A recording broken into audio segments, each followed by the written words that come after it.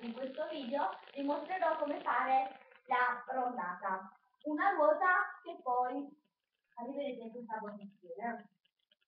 E a fare la rondata ci darà una mano, la nostra canna, ciao, e poi è la foglia. Allora, prima di tutto per fare la rondata dovete fare la ruota, quindi vai a terra, lancia gambe aperte. Però ovviamente deve essere tutto continuo e adesso vi faccio vedere la posizione, però poi voi la fate.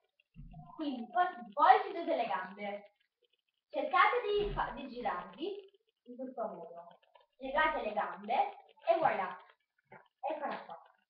Prima dovete fare, voi non fate di nome sano? No, non so bene, di qua. Allora, devo stare così.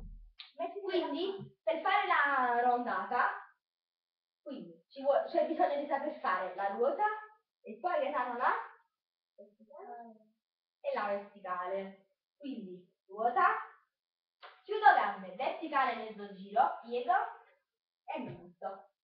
Ok, adesso facciamola vedere velocemente.